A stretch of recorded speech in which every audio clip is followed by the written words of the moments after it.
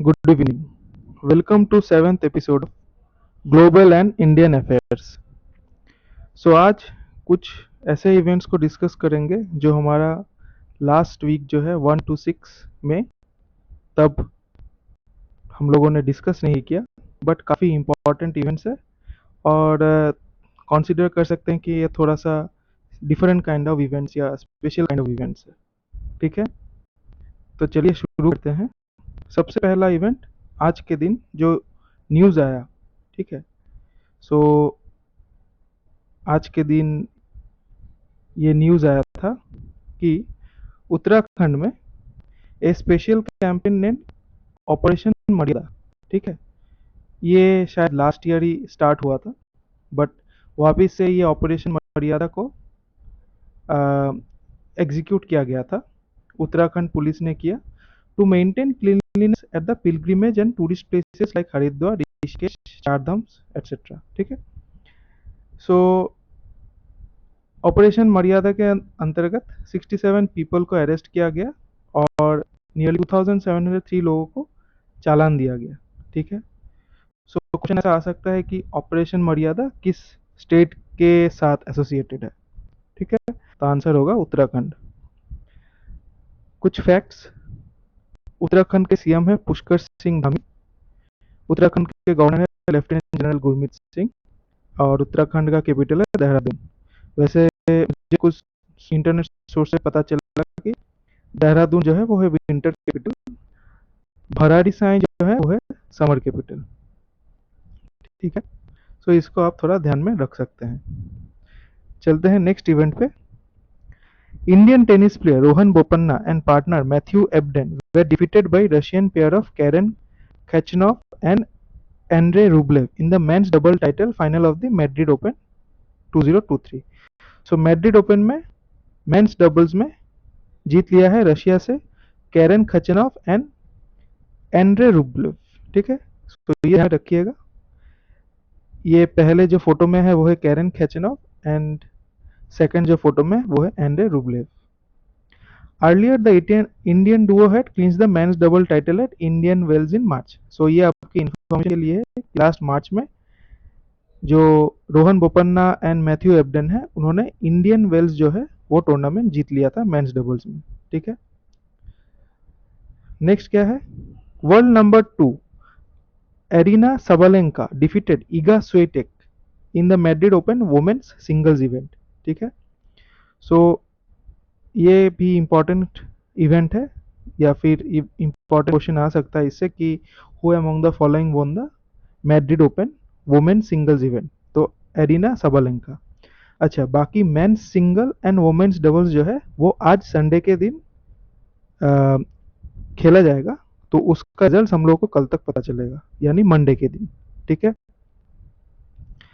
Next चलते हैं। 2023 Mutua Madrid Open was held from 26 April to 7 में। सो आज ही last day of the event है। Clay court ATP Masters 1000 tournament established in 2002 took place at the Caja Magica in Madrid Spain. So ये जो Madrid open है वो Madrid Spain में हुआ था एट कोजा मेजिका। ठीक है, टूर्नामेंट डायरेक्टर वाज फेलिशियानो लोपेज। वैसे यहाँ पे सबसे इंपॉर्टेंट यही लग रहा है, कोजा मेजिका इन मैड्रिड स्पेन, यहाँ पे ये इवेंट हुआ था। सो ये जो है एरिना सेबेलेंका है। ठीक है, बढ़ते हैं नेक्स्ट इवेंट पे। Tughlaq era Malcha Mahal became the first destination covered by Delhi Tourism's Haunted Heritage Park, putting the 14th century hunting lodge on the national capital's must visit site। ठीक है, तो ये नेशनल कैपिटल के must visit sites में, यानी दिल्ली के must visit sites में tourist sites. ठीक है, इनका नाम आ गया है मलचा महल। The Mahal in Chanakyapuri was build by सुल्तान फिरोज शाह तुगलक। तो ये महल जो है इसको बनाया गया था सुल्तान फिरोज शाह तुगलक के द्वारा। भूली भट्टियारी का Mahal, Firoz Shah Kotla and Tughlakabad fort are among the sites to be covered by the walkers of now. So ठीक है, फर्स्ट और सेकंड जो इंफॉर्मेशन है वो काफ़ी इंपॉर्टेंट है। क्वेश्चन आ सकता है कि which of this sites became the first destination to be covered under the Delhi Tourism's Haunted Heritage Walk? वो है मलचा महल, ठीक है। या फिर who constructed the मलचा Mahal? Sultan Firoz Shah Tughlaq. Envision Racing's Nick Cassidy won Monaco E-Prix of the ABB FIA Formula E World Championship to move to the top of Formula E Championship standings. So ये ABB FIA Formula E World Championship के जो Monaco E-Prix event है उसको जीत लिया है एनविशन racing के निक Cassidy. अच्छा, आपको मैं बता दूं जिनको पता नहीं है कि ये formula E world championship basically electric cars को यूटिलाइज करके किया जाता है। नॉर्मली जो होता है वो तो अ, जो इंटरनल कॉम्बशन इंजन वाला कार्स होता है उसको लेके रेसिंग होता है जैसे फार्मूला वन है, बट ये जो है ये इलेक्ट्रिक कार यूज़ करता है फॉर द रेसिंग इवेंट, ठीक है। अच्छा, Cassidy now sits atop the drivers world championship leapfrogging TAG Heuer Porsche's Pascal Wehrlein. So basically Nick Cassidy अभी वर्ल्ड के टॉप रैंकिंग्स में आते हैं फॉलोड बाय पास्कल वेहरिन, ठीक है। ये है एबीबी फार्मूला ई एफआईए वर्ल्ड चैंपियनशिप का लोगो और ये है निक कैसिडी। बढ़ते हैं नेक्स्ट इवेंट पे। नेक्स्ट इवेंट क्या है? इंडियाज सोरो खैबाम विद्यारानी देवी clinched a silver medal in the women's 55 kg category at the Asian Weightlifting Championship 2023 in Jinju, South Korea. So यहाँ पे दो क्वेश्चंस आ जाता है कि एशियन वेटलिफ्टिंग चैंपियनशिप 2023 कहाँ पे हुआ था? वो है जिंजू, साउथ कोरिया में। दूसरा है कि इंडिया से 55 केजी वुमेन्स कैटेगरी में किसने सिल्वर मेडल जीत लिया? वो है विद्यारानी देवी, ठीक है। ये है Vidyarani Devi. Chen Guanling of Chinese Taipei won the gold medal while Wo Thi Kyun Nur of Vietnam won the bronze medal at the 55 kg event, ठीक है। नेक्स्ट क्या है? Asian weightlifting championship 2023 is one of the qualifying events for the 2024 Olympic games which will be held in Paris France from 26 July to 11 August 2024। So यहाँ पे हम लोगों को तीन क्वेश्चंस आ जाते हैं, चार क्वेश्चंस आ जाते हैं एक्चुअली। सो सबसे पहले तो 55 केजी इवेंट में सिल्वर मेडल किसने जीत लिया? विंध्या रानी देवी। गोल्ड मेडल किसने जीत लिया? चेन गुआंग लिंग ऑफ चाइनीज ताइपे, ठीक है। ब्रॉन्ज के बारे में मैं नहीं बोल रहा, मे बी ब्रॉन्ज का क्वेश्चन उतना इंपॉर्टेंट नहीं है तो ना भी आए, बट नाम आप याद रख सकते हैं, काफ़ी पिकुलियर नाम है। एंड इसको क्वेश्चन पेपर में सेट करने में भी थोड़ा सा दिक्कत हो सकता है क्योंकि इसका प्रोनाउंसिएशन काफ़ी डिफरेंट है, ठीक है। क्योंकि आप देख सकते हैं जो लिखावट है या अल्फ़ाबेट्स हैं काफ़ी डिफरेंट है। हाँ, सो ओ के ऊपर बार है, आई थोड़ा सा नीचे है, तो ये दूसरे लैंग्वेज में है, ठीक है। तो प्रोनाउंसिएशन भी डिफरेंट है, तो मे बी ये ना आए, बट डेफिनेटली गोल्ड और सिल्वर हमको याद रखना है। नेक्स्ट क्या है? पेरिस में 2024 ओलंपिक गेम्स होने वाला है। सो काफ़ी इंपॉर्टेंट क्वेश्चन है, आ सकता है इससे, ठीक है।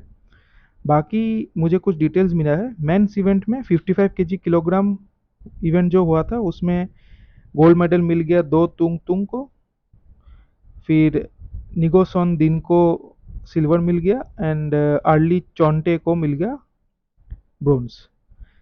61 किलोग्राम ली फेबिन को मिल गया गोल्ड, चेन लीजुन को मिल गया सिल्वर, तेरापोंग सिलाचई को मिल गया ब्रोंज, ठीक है। सो यहाँ पे वी आई वियतनाम, काज Kazakhstan, C H N China, T H A Thailand. Women's event में 3 इवेंट अभी तक हो चुका है। 45 किलोग्राम्स में मिल गया चयुत्रा प्रामोंगखोल थाईलैंड, रोजे जिन रामोस फिलीपींस, सिटी नाफिसातुल हरीरो ये मोस्ट प्रोबेबली इंडोनेशिया है, एक बार देखना पड़ेगा मुझे, ठीक है। मैं आपको देख के बाद में कंफर्म कर दूंगा। 49 किलोग्राम्स जियांग हुई हुई हुई हुआ चाइना, हो जी हुई चाइना, सुरोचना खाम्बाओ थाईलैंड। एंड 55 किलोग्राम्स में चेन कुआंग लिंग, बिंद्या रानी देवी एंड वोथिन क्यून नू, ठीक है। बढ़ते हैं नेक्स्ट इवेंट में। Union Law and Justice Minister Kiren Rijiju launched the trailer of a feature film Love in 90s in New Delhi. This is the first movie based on the Tagin community of Arunachal Pradesh. Very important, Tagin community of Arunachal Pradesh. Question आ सकता है. Recently, Union Minister Kiren Rijiju had launched the Love in 90s movie uh, based on the Tagin community which belongs from which of the following states. तो answer होगा अरुणाचल प्रदेश. ठीक है, बाकी ये second line आप पढ़ लीजिएगा. According to the latest data of RBI statistical supplement on last week of April, so ये RBI का statistical supplement निकला था last week of April में. India's forex reserve rose to a 10-month high of $588.78 billion. Very important. So यहाँ से copy करके question paper में paste कर देंगे और आंसर ऑप्शंस में दे देंगे 4 different variations of this number. तो आपको याद रखना है $588.78 बिलियन. बाकी क्या प्रोग्रेस हुआ है? फॉरेन करेंसी एसेट्स में increase nearly $5 billion to $519.483 billion. ठीक है, फॉरेन करेंसी एसेट्स इंक्रीज हो गया है. Gold reserves dropped $494 million to $45.657 billion. So currently gold reserves थोड़ा डिक्रीज होकर $45.657 बिलियन में आ गया है. Special drawing rights were up $35 million to $18.466 billion. So special drawing rights up हो गया है. सो क्या क्या इंक्रीज हो गया हम लोगों का इंक्रीज हो गया forex reserve, foreign currency assets, special drawing rights, जबकि डिक्रीज हुआ gold reserves. India's reserve position with the IMF was down $4 million to $5.172 billion. So India का जो रिजर्व पोजीशन विद IMF है वो भी डाउन हो गया है टू $5.172 बिलियन. ठीक है, सो 1 2 3 चीज़ इंक्रीज हुआ है, 2 चीज़ डिक्रीज हुआ है. सो ध्यान में रखिएगा. बेसिकली इंक्रीज जो हुआ है उसी पे क्वेश्चंस आने का हाई चांसेस है. सो फॉरेक्स रिजर्व इंक्रीज हुआ है, फॉरेन करेंसी एसेट्स इंक्रीज हुआ है एंड स्पेशल ड्राइंग राइट्स वो भी इंक्रीज हो गया है. ठीक है. अच्छा, अगर आपको इनके बारे में जानना है, forex reserves, foreign currency assets, gold reserves, SDRs, इनका मीनिंग क्या है, तो उसके लिए हम एक सेपरेट वीडियो पे ये टॉपिक्स कवर कर सकते हैं, क्योंकि ये थोड़ा कॉमर्शियल एस्पेक्ट से या बैंकिंग के टर्मिनोलॉजीज हैं, तो इनको थोड़ा सेपरेटली कवर करना पड़ेगा. ठीक है, तो उसके लिए मुझे अलग से मटेरियल्स इकट्ठा करके आपके लिए एक्सप्लेनेशन वाला वीडियो बनाना पड़ेगा. ठीक है, इसीलिए हम यहाँ पे इसको कवर नहीं कर रहे हैं. चलते हैं अगले इवेंट में. Indian naval ship Magar, INS Magar, landing ship tank amphibious assault ship of the Indian navy, decommissioned after 36 years of exceptional service to the nation. The decommissioning ceremony was held at Southern Naval Command, Kochi. So यहाँ से question आ सकता है कि which of the following naval ships were recently decommissioned? So INS मगर. ठीक है, बाकी ये थोड़ा सा INS मगर के ऊपर डिटेल्स है, थोड़ा सा आप पढ़ लेंगे तो अच्छा होगा आपके लिए. ये है मगर का photo.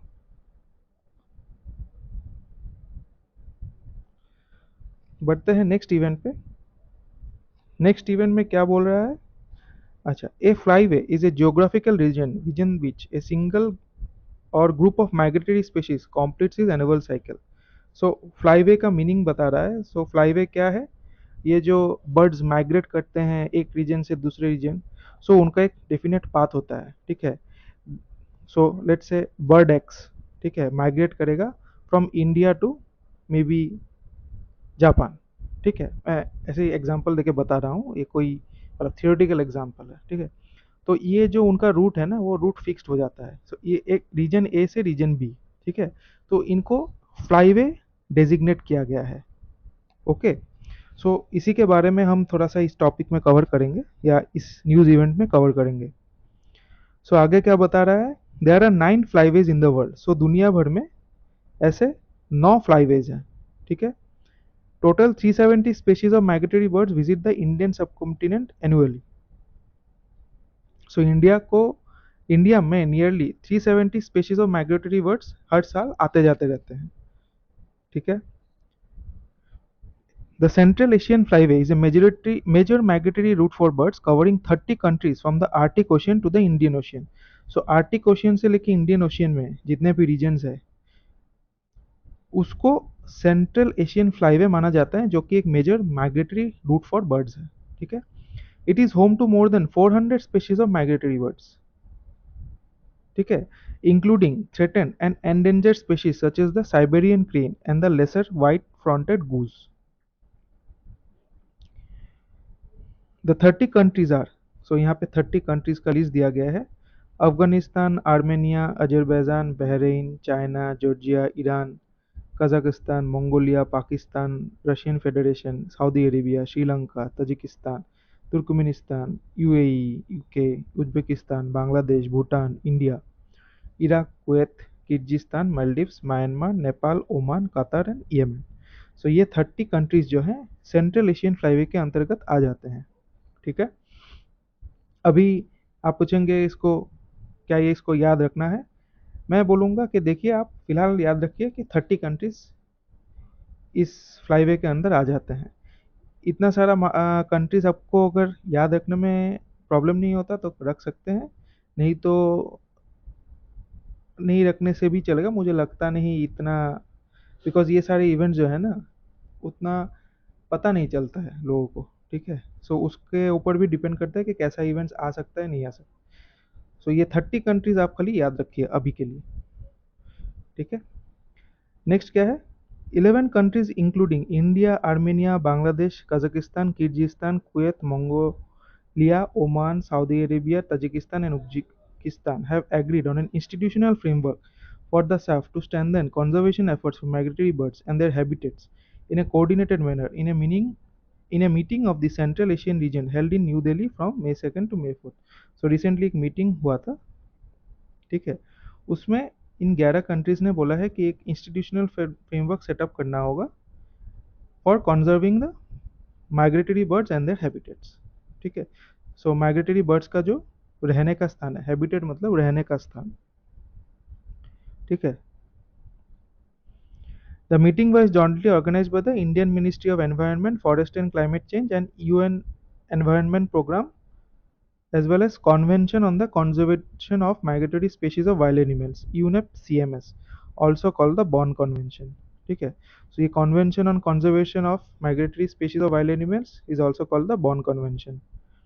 The meeting was also attended by different secretariats and representatives। चलिए ठीक है, नेक्स्ट चलते हैं। Delegates also undertook a field visit to the Sultanpur national park, Gurugram, Haryana. So एक क्वेश्चन आ सकता है कि नहीं, नॉर्मल क्वेश्चन है इन जनरल अवेयरनेस का, कि सुल्तानपुर नेशनल पार्क कहाँ पे है, वो है गुरुग्राम, हरियाणा में। ठीक है, नेक्स्ट क्या है, India has been advocating the establishment of CAF initiative that first begin in 2005। So CAF initiative कब शुरू हुआ था, 2005 में in New Delhi.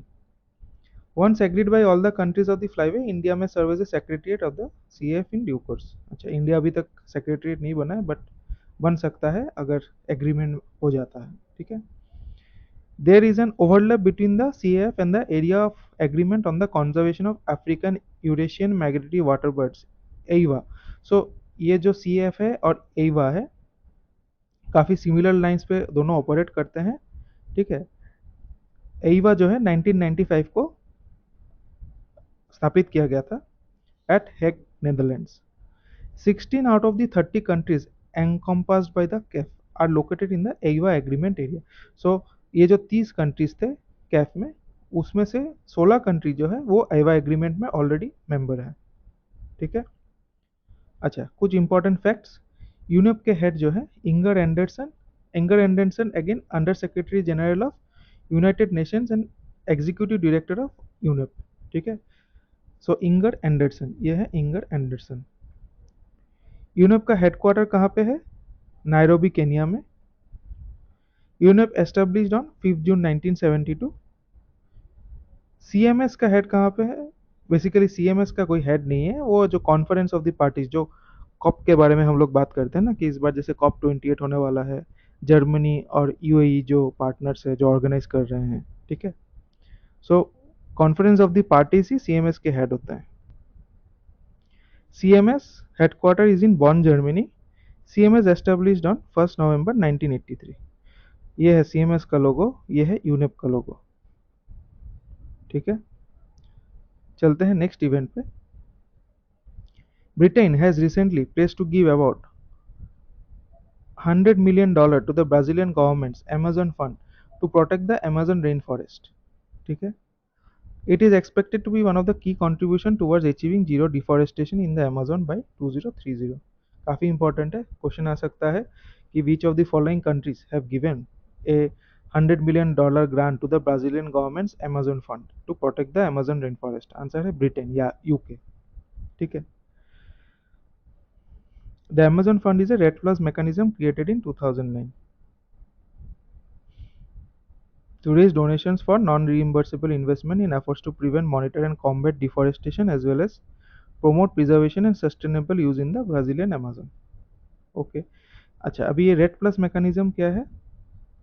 REDD+ is a framework created by UNFCCC COP to guide activities in the forest sector that reduces emission from deforestation and forest degradation as well as sustainable management of forest and conservation and enhancement of forest carbon stocks in developing countries. So REDD+ एक framework है जो कि बनाया गया है UNFCCC and conference of the parties. So UNFCCC के बारे में हम लोगों ने कुछ फैक्ट्स कल डिस्कस किए थे कल के एपिसोड में, तो वो आप थोड़ा देख सकते हैं। ठीक है, बाकी इस एपिसोड में हम लोग डिस्कस नहीं करेंगे क्योंकि मैंने एक बार ऑलरेडी डिस्कस कर दिया है। मे बी बाद में फ्यूचर में जाके एक बार रिकैप ज़रूर करेंगे। ठीक है, अच्छा, REDD+ क्या है? एक मैकेनिज्म है जो फोकस करता है कि जो एमिशंस है, कार्बन एमिशंस है, उसको रिड्यूस करना है और डिफॉरेस्टेशन को कमाना है, फॉरेस्ट डिग्रेडेशन को घटाना है and sustainable manage of forest. ठीक है, बेसिकली फॉरेस्ट का जो कवर एरिया है वो बढ़ाना है, उसको कंजर्व करना है and enhancement of forest carbon stocks. Forest carbon stocks मतलब देखिए, पेड़ क्या करता है? पेड़ कार्बन डाइऑक्साइड यूज़ करता है, राइट? सो जितना मेरा फॉरेस्ट कवर एरिया बढ़ेगा उतना ही मेरा कार्बन डाइऑक्साइड या कार्बन का कंटेंट बढ़ेगा। तो ये जो फॉरेस्ट कार्बन स्टॉक्स है उसी को मीन कर रहा है कि जितना मेरा फॉरेस्ट एरिया या फॉरेस्ट कवर बढ़ेगा उसी उतना ही मेरा फॉरेस्ट कार्बन स्टॉक्स भी बढ़ेगा। ठीक है, तो वही एजेंडा है REDD+ का। बट REDD+ के पहले और एक फ्रेमवर्क है जिसको बोलते हैं रेड या United Nations programme on reducing emissions from deforestation and forest degradation. ठीक है, it is a collaborative program of the Food and Agricultural Organization of the UN, United Nations Development Program and United Nations Environment Program created in 2008 in response to the UNFCCC decisions on the Bali Action Plan and read at COP13। ठीक है, अच्छा, food and agricultural organisation, United Nations development programme, UNDP शायद मैंने कल के episode में cover ही किया था, UNEP आज कवर कर दिया, FAO बाकी है। FAO को हम लोग कभी और किसी और एपिसोड में कवर कर लेंगे। ठीक है, तो ये जो रेड प्रोग्राम है, रेड प्रोग्राम बेसिकली फोकस करता है डिफॉरेस्टेशन एंड फॉरेस्ट डिग्रेडेशन को कमाने में। REDD+ फोकस करता है डिफॉरेस्टेशन फॉरेस्ट डिग्रेडेशन को कमाने में, प्लस फॉरेस्ट का conservation as well as forest carbon stocks का एनहेंसमेंट, मतलब उसको बढ़ाने में। ठीक है, so this is the difference between UN REDD programme and REDD+ programme. So basic difference यही है, डेफिनेशन में ही डिफरेंस है। बाकी जो पॉइंट्स मैंने मिस किया है वो पॉइंट्स थोड़ा आप पढ़ लीजिएगा। ठीक है, इसको डिस्कस करके मैं वीडियो का लेंथ बेकार बढ़ाना नहीं चाहता हूँ। अच्छा, UN रेड का हेडक्वार्टर कहाँ पे है? Geneva, Switzerland. ये है UN रेड का लोगो। मेंबर्स कितने हैं? 65। एस्टेब्लिश 24 सितंबर 2008। ठीक है, बढ़ते हैं नेक्स्ट इवेंट पे। According to India's economic outlook report by Deloitte India, India's economic outlook report by Deloitte India, India will likely grow at a moderate pace between 6 to 6.5% in financial year 2023-2024। ठीक है, काफ़ी important है, question उठा के चिपका देंगे ये लोग। इंडियाज आउटलुक, आई मीन जो भी एग्जाम का क्वेश्चन पेपर सेट करते हैं। सो India's economic outlook report by Deloitte India mentions that India will go at a pace of dash 6 to 6.5% in financial year 2023-2024. Next, IMF expects India to grow by 5.9% in 2023-2024 and by an average rate of 6.51% over the next 5 years. So ये भी important है कि IMF कितना expectations कर रहा है India के growth rate को लेके. वो है 5.9% in financial year 2023-2024. GDP data suggests that India emerged stronger from the pandemic than initially assumed, with growing growth gathering steady momentum since financial year 2022-2023. सो ये है जीडीपी का growth data according to Deloitte India. ठीक है, बाकी आप ये सब पॉइंट्स थोड़ा पढ़ लीजिएगा, इसको यहाँ पे डिस्कस नहीं करते हैं. आपको गो थ्रू करने से ही पता चल जाएगा क्या डिस्कस हुआ. नेक्स्ट इवेंट पे चलते हैं. Pakistan batsman Babar Azam surpassed Virat Kohli and Hashim Amla to become the fastest batsman to breach the 5,000 run mark in men's ODI history. He achieved this feat in a match against New Zealand in Karachi. ठीक है, तो अभी fastest 5,000 run का खिताब किसने achieve कर लिया है, वो है Babar Azam. Pakistan win in this match also led it to rank number 1 in the ICC ODI rankings. So Pakistan अभी रैंक नंबर 1 पे है आईसीसी ओडीआई रैंकिंग्स में. Top 10 ICC ODI ranking in men's category, sorry top 10 ICC ODI ranking, ये men's category नहीं होगा, ये team category होगा. ठीक है, अच्छा sorry, top 10 ICC ODI ranking in men's category. Okay, so basically men's team में आईसीसी ओडीआई रैंकिंग्स का जो टीम्स है, जो कंट्रीज है, उसका रैंकिंग हम यहाँ पे बात कर रहे हैं. सो ये पाकिस्तान है सबसे पहले, जो हम लोगों ने थोड़ी देर पहले बोला ही. फिर आता है ऑस्ट्रेलिया एंड इंडिया थर्ड पे है. ठीक है, उसके बाद मैंने कुछ फर्दर फैक्ट्स जो है ये यहाँ पे कवर किया है आईसीसी रैंकिंग्स को लेके. So T20 I batting rankings में नंबर 1 पे Surya Kumar Yadav. Women T20 I batting rankings में Tahlia McGrath from Australia. Bowling rankings में है T20 आई बॉलिंग रैंकिंग्स में Rashid Khan Afghanistan. And women's T20 I bowling rankings में है सोफी एक्लस्टन इंग्लैंड. फिर T20 आई ऑलराउंडर रैंकिंग्स में है Shakib Al Hasan from Bangladesh. And women's team से है एशले गार्डनर फ्रॉम ऑस्ट्रेलिया. ठीक है, ओडीआई बैटिंग रैंकिंग्स में है बाबर आजम पाकिस्तान. सो अभी हम लोगों ने बात किया कि वो नंबर 1 पे पहुंच चुके हैं. एंड वीमेन ओडीआई रैंकिंग्स में है Alyssa Healy from Australia. ODI bowling में है जॉश हेजलवुड ऑस्ट्रेलिया से. एंड वीमेन में है सोफी एक्लस्टन इंग्लैंड. सो सोफी एक्लस्टन बैटिंग में भी है, सॉरी T20 आई बॉलिंग में भी है as well as ODI bowling में भी है. फिर चलते हैं ODI allrounder. Shakib Al Hasan ODI allrounder. And Hayley Matthews वो है वुमेन्स ओडीआई ऑलराउंडर, वो वेस्ट इंडीज से हैं. उसके बाद टेस्ट बैटिंग मेंस में मार्नस लबुशेन, ठीक है, वो ऑस्ट्रेलिया से है. एंड टेस्ट बॉलिंग में है रविचंद्रन अश्विन. टेस्ट ऑलराउंडर है रविंद्र जडेजा. अच्छा, मेंस T20 टीम रैंकिंग्स में टॉप में है इंडिया. ठीक है, सेकंड में है इंग्लैंड, थर्ड में है न्यूजीलैंड एंड फोर्थ में पाकिस्तान है. सो चलिए, इंडिया किसी एक इवेंट पे टॉप में है. फिर उसके बाद क्या है, मेंस टेस्ट टीम रैंकिंग्स, इसमें भी इंडिया टॉप में है. सो 2 इवेंट हो गया, काफ़ी सही है. 2 इवेंट्स में इंडिया टॉप में है. टेस्ट में सेकंड में है ऑस्ट्रेलिया, थर्ड में है इंग्लैंड, पाकिस्तान है 6th में. वुमेन्स टीम रैंकिंग में, अच्छा वुमेन्स टीम जो टेस्ट रैंकिंग्स नहीं होता उनका, T20I एंड ODI रैंकिंग्स, तो टॉप में है Australia, both in ODI as well as T20I। ठीक है, चलते हैं नेक्स्ट इवेंट पे। In Telangana, centre for innovation, incubation, research and entrepreneurship was inaugurated by IT minister K Taraka Ramarao at the Kakatiya institute of technology and science Warangal campus.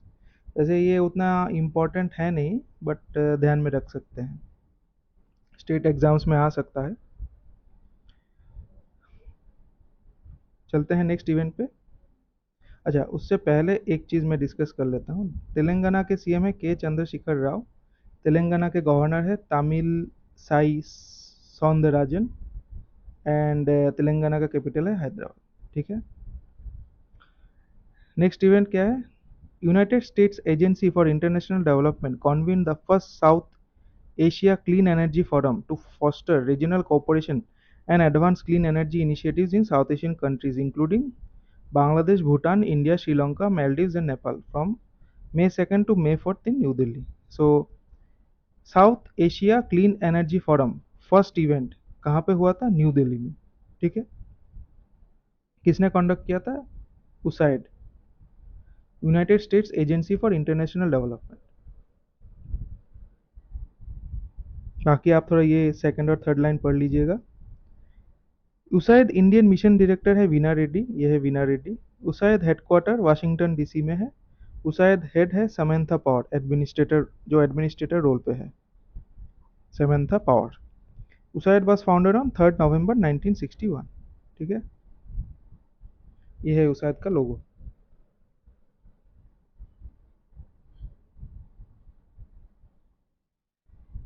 Legislators in the United States Senate launched the latest attempt to counter China, including a bill called China Competition Bill 2.0 that aims to limit the flow of technology to Beijing, deter China from initiating a conflict with Taiwan, and tighten rules to block US capital from going to Chinese firms. Very important question आ सकता है कि China competition bill 2.0 किस देश ने पास किया है? US।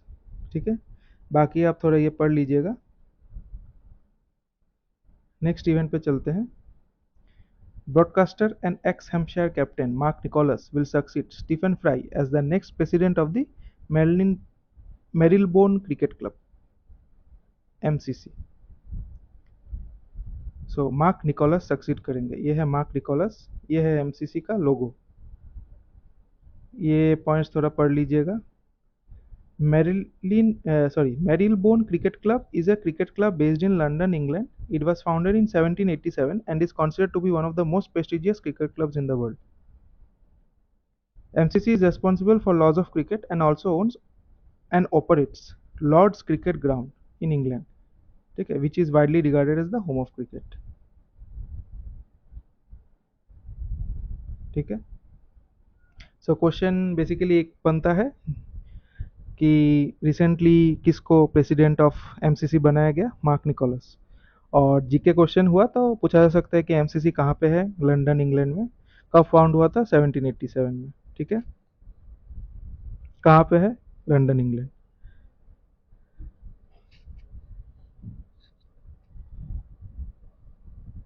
अच्छा, नेक्स्ट इवेंट है El Nino, one of the biggest variations in the Earth's climate system, significantly impacts Indian weather. Ocean phenomenon fuels higher global temperatures and is known to weaken the Indian monsoon, which provides over 70% of the annual rainfall over India. So El Nino के बारे में आपने सुना ही होगा। ये क्या है? It is the warm phase of El Nino southern oscillation and is associated with a band of warm ocean water that develops in the central and east central equatorial Pacific, including the area of the Pacific coast of South America। ठीक है, सो Pacific जो ocean है उसके ऊपर ये basically form होता है। El Nino is accompanied by high air pressure in the western Pacific and low air pressure in the eastern Pacific। ठीक है, सो एल निनो का कैरेक्टरिस्टिक क्या है कि वो वेस्टर्न पैसिफिक में जब हाई प्रेशर होगा एंड ईस्टर्न पैसिफिक में लो प्रेशर होगा तब एल निनो फॉर्म होता है। During the development of El Nino, rainfall develops between September to November. Cool phase of ENSO is called La Nina, with sea surface temperature in the eastern Pacific below average and air pressure high in the eastern Pacific and low in the western Pacific. So El Nino का opposite है La Neena, ठीक है। El Nino warm phase है, La Nina cold phase है। El Nino में क्या होता है, high air pressure in western Pacific and low air pressure in eastern Pacific. La Nina में क्या होता है, जस्ट उल्टा, high air pressure in eastern Pacific and low air pressure in western Pacific, ठीक है। The Anso cycle, including both El Nino and La Nina, causes global changes in temperature and rainfall. So ये आपके general knowledge के लिए है। Question आ सकता है, सो एल नीनो को कैसे डिस्क्राइब किया जा सकता है उसको लेके, या फिर ऐसे दे सकते हैं कि high air pressure in western Pacific and low air pressure in eastern Pacific is characterised as El Nino, ठीक है। और ला नीना जस्ट उसका उल्टा। WMO recently advised countries to prepare for the El Nino as there is now a 60% chance that will develop during the May-July period, rising to 70 to 80% during July-September period and 80% between July and September. अच्छा, so world meteorological organisation ने ये बताया है, ठीक है। El Nino अभी जो है वो धीरे धीरे डेवलप हो रहा है। बाकी ये दो पॉइंट्स आप पढ़ लीजिएगा। ये एक पॉइंट मुझे मिला कि India's maize, soybean and rice production could be affected by the El Nino weather event, which can cause severe droughts over Australia, Indonesia and parts of Southern Asia, as mentioned by the UNFAO Agriculture and Market Information System in its latest market monitor, ठीक है। सो India में मेज, soybean and rice production का जो फसल है, मतलब फसल का जो प्रोडक्शन है, उसमें थोड़ा सा इफेक्ट आ सकता है एल नीनो की वजह से। Earlier in April 27 to 29, South Asian Climate Outlook Forum was held virtually. So काफ़ी important है, SASCOP 25 was held in April, ठीक है, where the climate outlook for 2023 southwest monsoon season was finalized. So basically southwest monsoon season में क्या होगा नहीं होगा, किस तरीके का एल नीनो का इफेक्ट होगा, वो सब लेके डिस्कस किया गया था। अच्छा, the South Asian Climate Outlook Forum was established in 2009 and is coordinated by the Indian Meteorological Department. It covers Afghanistan, Bangladesh, Bhutan, India, Maldives, Myanmar, Nepal, Pakistan and Sri Lanka. So 1, 2, 3, 4, 5, 6, 7, 8 and 9. So total 9 countries है जो कि covered है अंदर सास्कॉफ। सो इसको ध्यान में रखिएगा, 9। Each country host the forum on rotation. So काफ़ी इंपॉर्टेंट है, ठीक है। फिर ये एक मुझे मैप मिला आपके समझने के लिए। सो यहाँ पे इंडिया जो है, इंडिया काफ़ी छोटा है, यहाँ पे मुझे भी दिख नहीं रहा है, को जूम करके थोड़ा देखते हैं। हाँ, ये रहा इंडिया, ठीक है, ठीक है, ये जगह है इंडिया।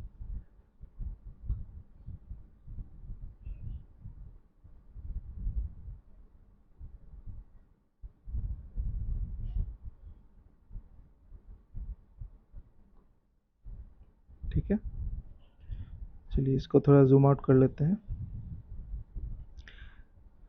फिर क्या है, वर्ल्ड मेट्रियोलॉजिकल ऑर्गेनाइजेशन का हेडक्वार्टर है जिनीवा में, सॉरी। सो WMO का हेडक्वार्टर है जिनीवा में। It was established in 23 March 1950 and इसके जो प्रेसिडेंट है गरहार्ड एड्रियन। सो ये है गरहार्ड एड्रियन, ये है WMO का लोगो, ठीक है। चलते हैं नेक्स्ट इवेंट में। अच्छा, नेक्स्ट इवेंट ही लास्ट इवेंट है। Second global counter terrorism council cyber security conference was organise from 26 to 20 April. सो थोड़ा सा पुराना इवेंट है, बट ये मुझे आज के न्यूज़पेपर में मिला तो मैंने सोचा कि मैं डाल देता हूँ। At engineers Bhawan New Delhi, the theme of the conference was contours of national cyber foundation for digital India, ठीक है। सो क्वेश्चन आ सकता है कि GCTC का साइबर सिक्योरिटी कॉन्फ्रेंस कहाँ पे हुआ था, न्यू दिल्ली में। बाकी ये आप थोड़ा पढ़ लीजिएगा। तो चलिए कुछ क्वेश्चंस हम ट्राई कर लेते हैं आज के दिन के लिए।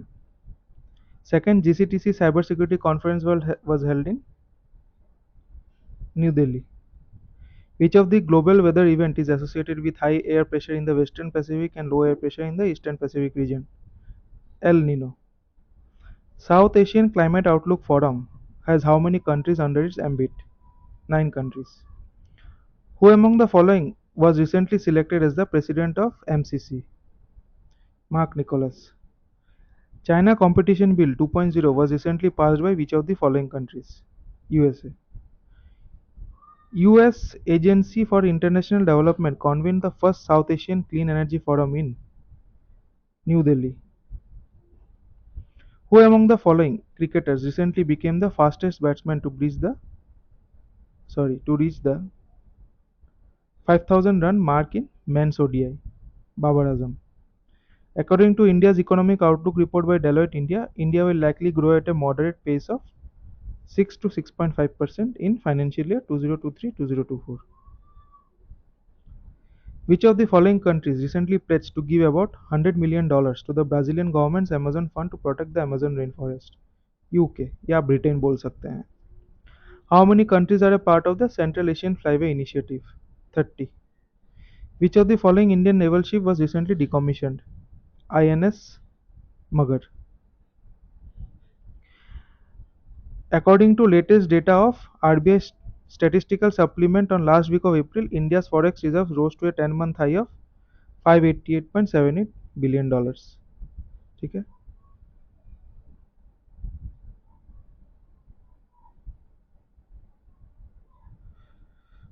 Union Law and Justice Minister Kiren Rijiju recently launched the trailer of a feature film Love in 90s in New Delhi. This is the first movie based on the Tagin community of which of the following states? Arunachal Pradesh.